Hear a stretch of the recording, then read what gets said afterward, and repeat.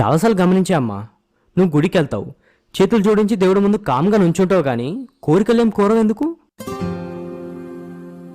ఒక చిన్న కథ చెప్తే నీకే సమాధానం దొరుకుతుంది.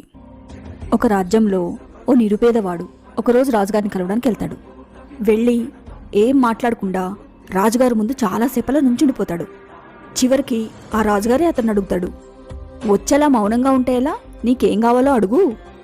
అందుకతను, నన్ను చూసి కూడా నాకేం కావాలో అర్థం కాలేదా అయ్యా అంటూ చిరునవ్వు నవ్వుతూ వెళ్ళిపోతాడు. అక్కడ రాజుగా ఉన్నది ఒక మామూలు మనిషి మాత్రమే.